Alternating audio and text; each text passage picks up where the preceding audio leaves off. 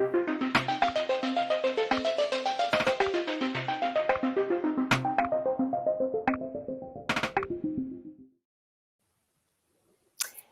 everyone, my name is Melinda Martin and I'm the Gallery Director here at Linden New Art.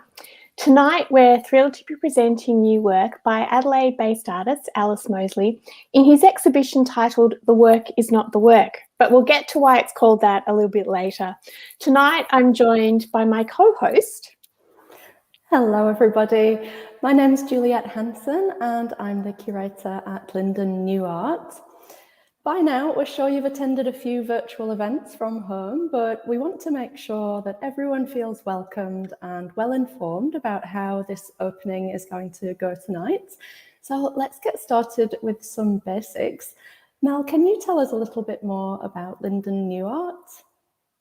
I certainly can. Our mission is to support brave new art by mid-career artists and engage visitors through inspiring, thought-provoking exhibitions of their work. Our Linden project space, where you and Alice are joining us live from this evening, was developed to provide opportunities for artists living and working in the city of Port Phillip on the south side of Melbourne to come and exhibit work. We also work in partnership with organisations to provide exhibition opportunities to artists living and working outside Victoria. So tonight we're presenting this exhibition in partnership with the Helpman Academy in Adelaide. And next week I'll be there in Adelaide to select a winner for the next year's Linden Art Prize for another South Australian artist so they can have the opportunity to exhibit their work in Melbourne. Tonight we're coming to you live on YouTube and Facebook, and if you're watching us tonight and would like to make a comment, you'll need to log into the platform you're watching us from. We'd love to hear from you. You just have to click on the say something or the write a comment box at the bottom of the live chat area to get started. And if you're watching through a TV, chatting gets a bit more complicated, so we recommend that you chat through a computer, tablet or mobile device. Thanks, Juliette. Tonight, I'd like to begin by acknowledging the traditional owners of the land on which we all virtually meet this evening. Tonight, I'm joining you from the lands of the Wurundjeri Woi-wurrung people of the Eastern Kulin Nation here in Melbourne. Juliette and Alice are joining you live from the Linden Project space on the lands of the Bunurong and the Bunurong people of the Eastern Kulin Nation. We pay our respects to elders past and present and all emerging leaders. And while we meet virtually this evening, tonight draws upon the ancient history of this land and it reflects the millennia of experiences of First Nations people coming together to celebrate, to make art, to learn from each other and to connect. So tonight we extend a very warm welcome to any First Nations people who are joining us here this evening.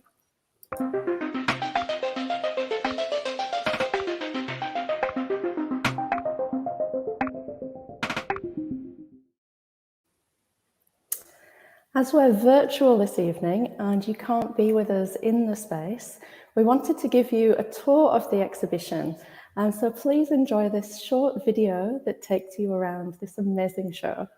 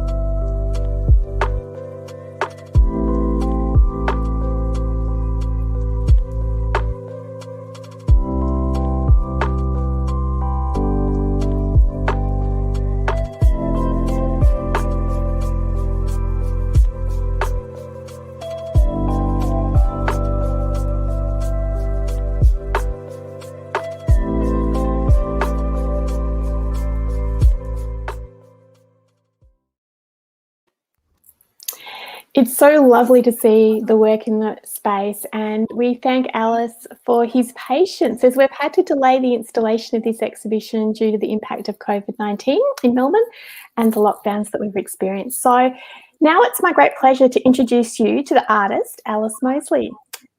He's an Adelaide-based artist who works with installation and ceramics to explore human rights and social concerns. His work often seeks to draw attention to these problems through symbolic and conceptual gestures that encourage a deeper consideration of his own attitudes and behaviour. He holds a Bachelor of Arts from Flinders University in South Australia, where he's currently completing an honours degree. As a recipient of the Linden New Art Award at the Helpman Academy Graduate Exhibition in 2021, he was awarded the opportunity to show his work in the Linden Project space. And this, Ellis, is your first solo exhibition in Melbourne. Welcome, Ellis, and it's great to have you joining us this evening. Thank you.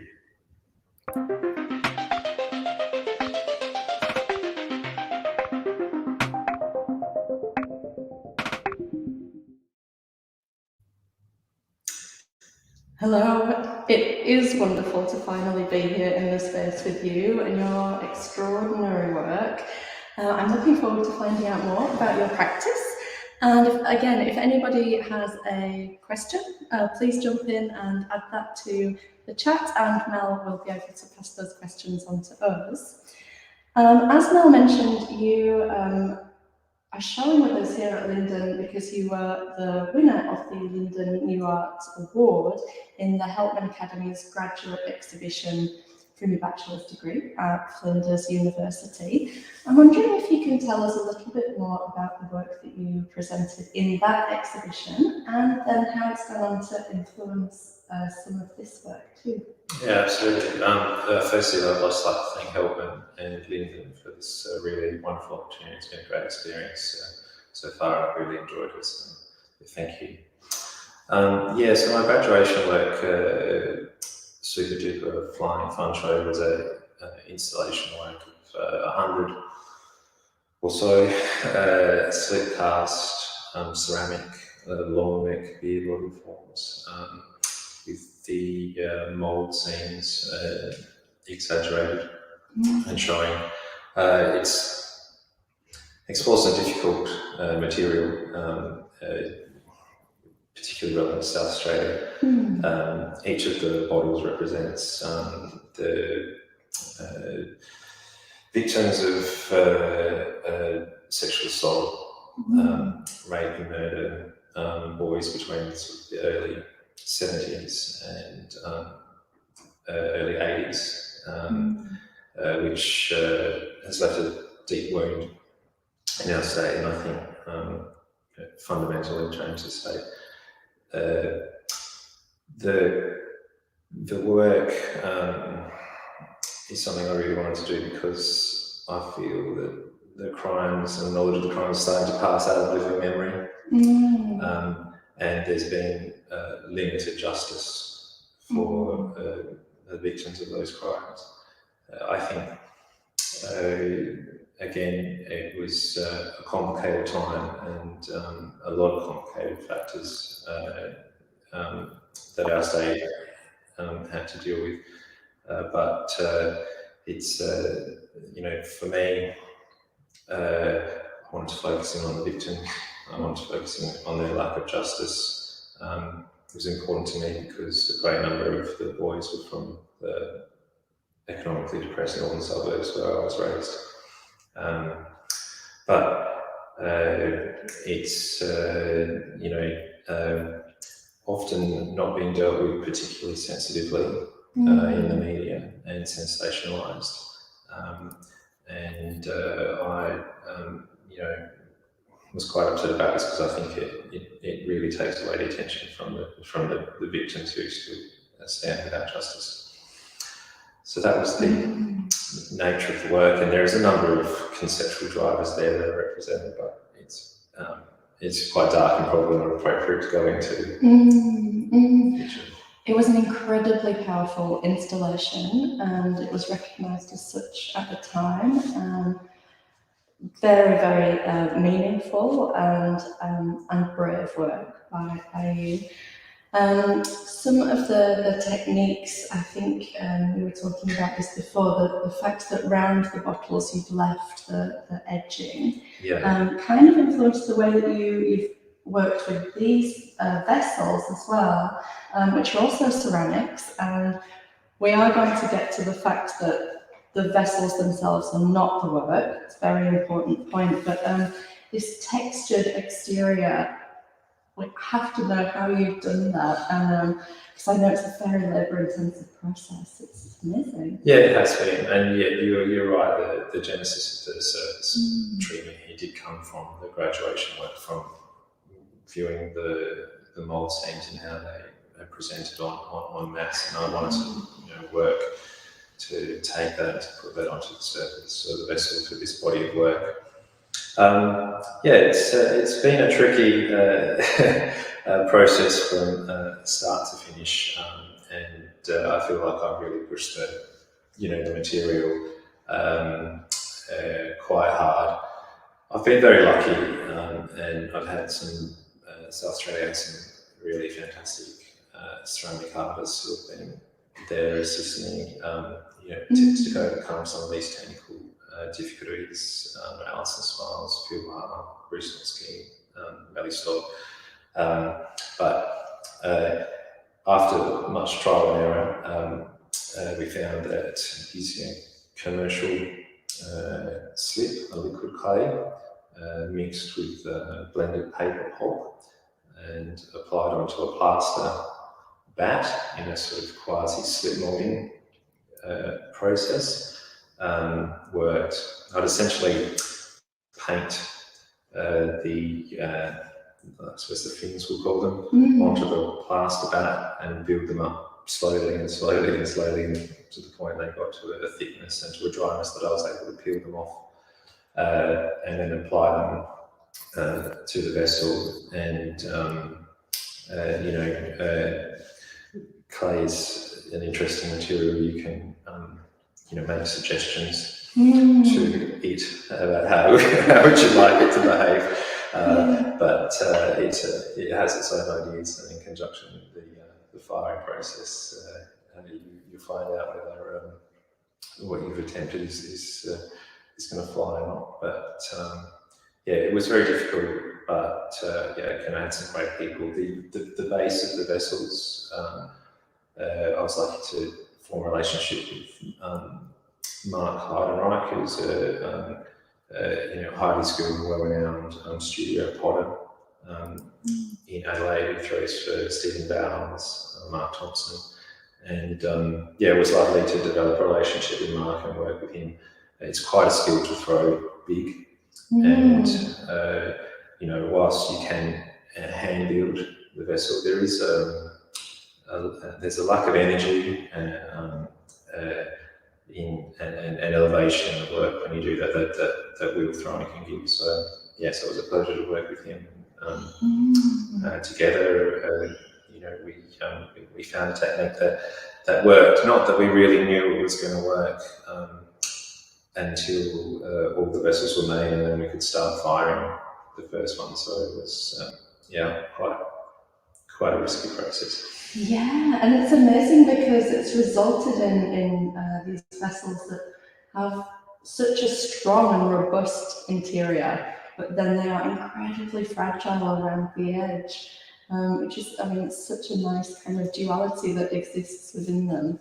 Yeah, absolutely, and really that's what I was looking for. I think, as you mentioned, they are quite fragile, and as a result, you're simply not able to pick the vessel up or move it from the outside. So we had to come up with a process to be able to actually move them, which was that was technically challenging in itself. I was lucky at the time through the help of residency at George Street Studios in Everton, which has some very fantastic fabricators and public artists, and together with David and Tom and Marty there and Tony, we were able to come up with a contraption which was able to assist us to move the vessels and transport them essentially in suspension.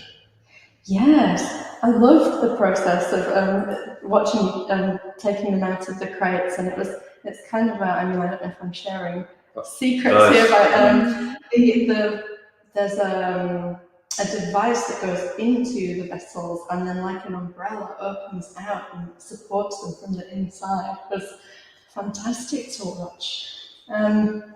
But as we've mentioned, the vessels themselves are not the work. They're in support of the work, or maybe you consider them to be representative of the work, though I'm not sure of that exact connection. Can you tell us a little bit more about what the concepts are behind these vessels? Yeah, sure. Yeah, so you're absolutely right. The vessels are not the work. The work is an immaterial work. The work is the consciousness of Elon and Larry and Sergey and Mark and Jeff. But the vessels are an anchor for that work. I think for the viewer, but also for me as the artist. Probably, I think the best way to describe it is perhaps like a temple or a church is a physical place for the consideration of metaphysical or immaterial things. Like the vessels operate in that way, and additionally, I as an object maker wanted to find a way that I could make something that I hope captures people's attention and they want to spend some time with the object itself, and then the concept or the work itself, the immaterial work is there. They can explore it or not, but still enjoy the object. Yeah, and something that you said during the install as well that seemed very important on this is that the amount of labour that has been involved in making the vessels themselves is very related to the sheer amount of research that it's taken to bring the concept together, to explore this idea of whether it's possible to claim someone else's consciousness as your artwork. Yeah. Absolutely. It's I would say probably been a 2.5 year process, starting off with the maquette of my first, I suppose, consciousness work, which is Greg Ackerman, who's a photographer and principal lecturer at Adelaide College of the Arts. It's perhaps people might perceive it to be flippant to say this your person's consciousness is my art, and there's not a lot of labour involved in that. But as I said, with the objects themselves, highly laborious to make, and during that process, it's sustained consideration, research, thinking about the individual's consciousness, and again, all of the research that I've done to see whether it was possible, and that process involved visiting Professor Mark Davies in the School of Law at Flinders to test the process, whether it's even possible within law, whether I was going to find myself falling foul of, in essence, slaving. But and also, the philosophy department at Flinders University, and exploring whether it's philosophically possible to do this, and that took a lot. Plus, obviously, significant exploration of the art canon, and I think in a way that really is what's made possible to make that conceptual leap. Yes, it really does sit at the end of a trajectory within art history of artists expanding the notion of what an artwork can be. Maybe you can tell us a little bit about some of those artists that influenced your thinking. Well, I suppose it's not uncommon that it started, with the way that Fountain. Back to Duchamp, that's usually does. A ceramic work. just made it possible for empower the artist really to declare what art is, and through that freedom. I guess I was also, very interested in the work of Piero Manzoni, Italian aristocrat, artist from the 60s, probably well known for peddling his poo in a can, but I think he did some really very other interesting things, including his living sculptural works, which I absolutely are quite problematic, but that was really sort of point where I thought, okay, and I think like with all work, there's simultaneous things going on in your head. I was interested in understanding what we call the nature of consciousness of humanity, and to see whether it was possible then to extend, man's sense from the physical body into the consciousness. And if you look, there was other works, Michael Craig Martin's No Trees, is an important way in developing this, and of course. Talking immaterial works, Eve's Climb, was really important. So I feel through the art canon, through in essence loopholes in the law, and despite I think neuroscience in particular declaring they have the keys to the kingdom, that consciousness is just not understood at all. It's a slippery fish, and at the present time, the fact that we have no definitive free flow consciousness is in the brain or off the brain. It creates a space for, I think, for me to make this work. Absolutely. But you didn't just decide to take anybody's consciousness as the subject matter for the work. It's tech and media moguls, and this is very important as well, I think, because in a way, through data mining or through these online platforms, in some ways, it is our own self and maybe our consciousness, our thoughts, our emotions that are being gained through surveillance capitalism. And so I wondered if you've taken these people as your subject matter as a kind of a form of retaliation for this, or? Yeah, I mean, in a way, it's I like to look at it as a bit of a cheeky gesture. It's through the power of the art canon and to reach across and commodify the consciousness of those whose main stock in trade is the commodification of our consciousness. And I don't have a particular axe to grind against those individuals, but that is their business, and what they do and how it's used has some big questions for what it is to be human, what it means for democracy and freedom, for thought freedom, and it's not simple. There is they do give with one hand a form of connection and some good things, but also, and I think increasingly emergingly, there's a lot of research that's coming out, so that they're also taking the other hand in psychological damage and damage to the community and damage to systems of government. It's an infinitely interesting area. I feel probably my generation have dealt with it very poorly. And whilst there is a lot of doom and gloom at the moment, a lot of people see us on this precipice between chaos and dystopia on the back of these powers. I do think perhaps there is, a way forward, and I perhaps hope that one day, the hipsters, circa 2035 may look at this as the research comes in and to see the harm that does as perhaps like the new tobacco I mean, these lads have certainly had their moments in Congress of similarity. Yeah. But yeah, I think perhaps young people would, as the research comes out and becomes stronger, and that takes quite a long time. We've seen that with the environment and tobacco.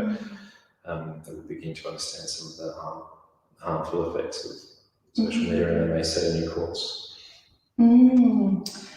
Well, it's an amazing way to, raise awareness about these issues. I hope people can find a moment to contemplate that whilst they're in the space. It's very serene in here at the moment.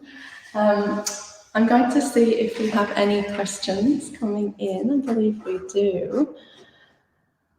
Let's see if we have. Bear with me a second. I don't think people are probably still a little bit shy. It's a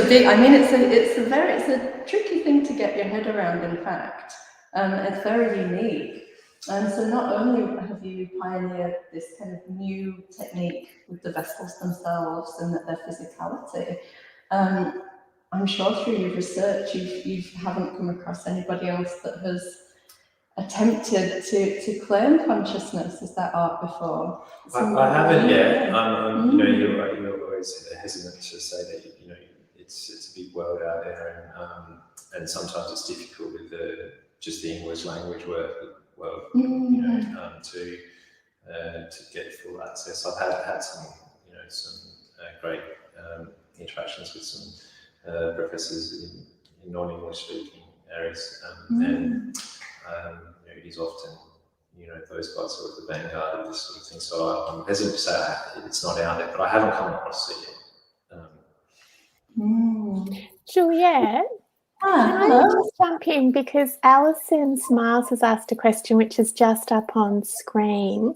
She's wondering how, Alice, you feel about talking about the work on platforms of social media, considering that, in fact, you're exploring some of the consciousness of people who run social media campaigns. So I think it's a really interesting question that Alison asks. What do you think, Alice? Yeah, I have thought about that. And it is it's an interesting thing.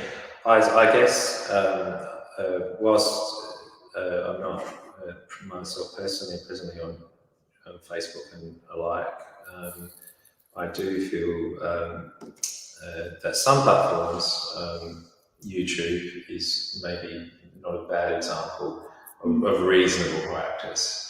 Obviously, there is, the present danger of being stuck in your own echo chamber. So, in terms of YouTube, I'm, very comfortable, and I think a lot of the people who are probably,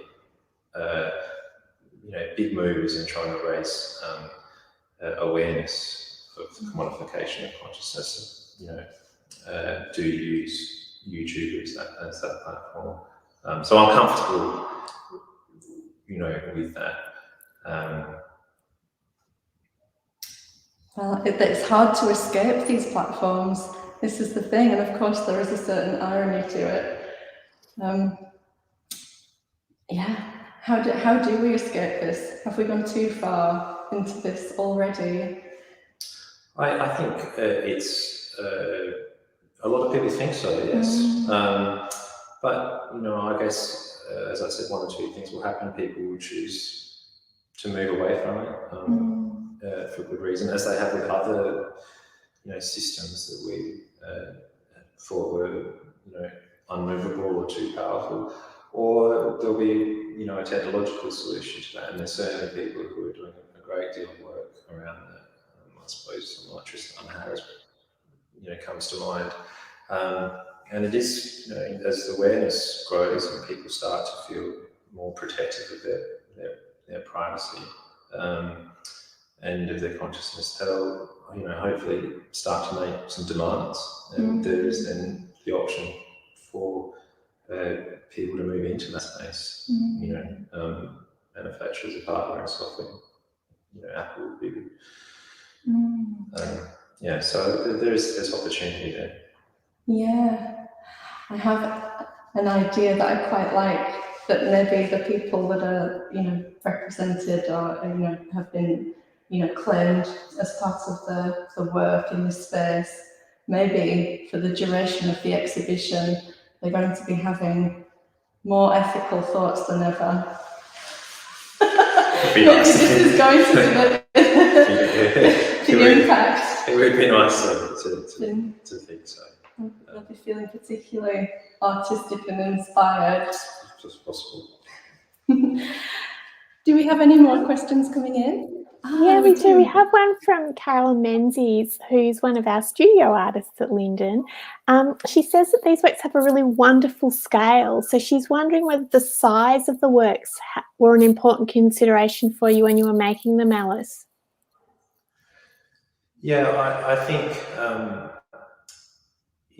there's a lot of challenges with going big, and particularly with ceramics, and it was maybe not the wisest thing to do, particularly with the large works, to attempt a new technique at such scale, because there's an added complication there. But there is something exciting about working to the very limits of the kiln that you have available, and we certainly did that with the larger works. I think we had probably, in some cases, about maybe less than 5 mil tolerances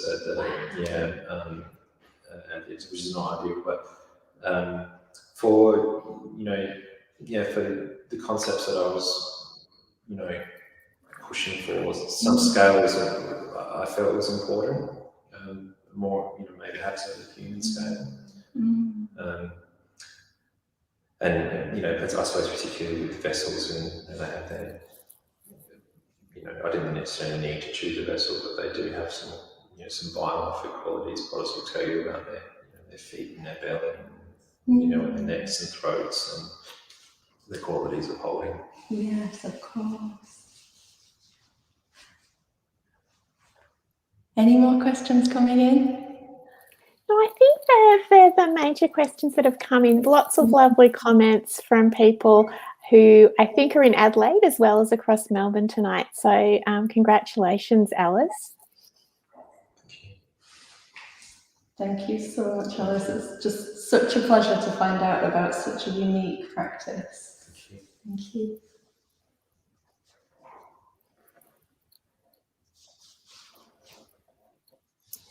If you'd like to find out a bit more about Alice's work, you can visit his website, and we'll bring up the website onto the bottom of the screen in just a moment. There you are, alicemoseley.com. If you want to find out more about Alice's work, please jump in and explore it a little bit further. I'd now like to really congratulate Alice on this stunning exhibition. I didn't get to be there when you were installing it and got to have a wander around on my own yesterday morning, and it's such delightful work sitting in this space. So congratulations, Alice. It really responds to the gallery space in a unique way, and you're in for a treat when you get to come and see the show. Tonight, I'd like to gratefully acknowledge the City of Port Phillip as the owner of our beautiful building and the generous supporter of our public programs, exhibition opportunities and exhibitions. I'm also grateful for the support we receive from Creative Victoria's Organisations Investment Program and Business Victoria. Many people have worked behind the scenes to develop and further invest in the artists and the exhibitions you see on display. Tonight, I'd like to thank our philanthropic supporters, the Helen McPherson Smith Trust, the Robert Seltzer Foundation, the Community Enterprise Fund through Elwood Community Bank and the Telstra Foundation. I'd like to thank our education partners, the University of Melbourne and Melbourne Business School, our corporate supporters, Matso's, Minter Ellison, Punt Road, Stone and Wood, Zilla and Brook, and of course our project partners for this evening, the Helpman Academy. And so now it's my turn to talk about money. And this is the bit where we ask you to support us if you're able to do so. We're offering this event online for free tonight, so everyone can enjoy it with us, but it does take a lot for our small team to produce this virtual event. So if you can, please think about supporting us. We suggest a figure of about $15 or $20 if you're in a position to do so. And of course, if you'd like to add some zeros to the end of those numbers, we would not say no. The link to donate securely online should be coming up at the bottom of the screen, and we'll place the link in the chat as well. We need your support more than ever at the moment, and we thank you in advance for your generosity. Thanks, Juliet. And at the moment, we have some really exciting opportunity because we have matched funding through Creative Partnerships Australia. So for every $1 we raise this evening, it can be matched. Literally, I can double your money like that, which is a fabulous thing to say as a gallery director. We look forward to welcoming visitors to the gallery to see Alice's exhibition. The Linden Project space is open from Tuesday to Sunday from 11 till 4. You'll need to check in with the Service Victoria app on arrival, so those incognito mystery gallery visits where they're kind of off the table at the moment as we learn to live and work alongside COVID. Thank you to everyone for joining us tonight in this virtual streaming land. It's been lovely to have your company. I'd like to thank the Linden team who've made this possible, our curator and my co-host this evening, Juliet Hanson, our development manager, Lynn Johnson, our events and community engagement coordinator, Linda Studena, our gallery administrators, Shali Shu and Hannah Vasak, our volunteer officer, Ada Coxell, and Fran Sharp, who unpacked the works with Alice and made them appear in the gallery space like magic as part of our installation team. Thank you also to all our volunteers who are welcome visitors to the space. Thanks, Juliet, for joining me in the co-hosting adventure of virtual live streaming. Thank you for joining us tonight, everybody. Our team looks forward to welcoming you to the gallery. Good night and have a lovely evening.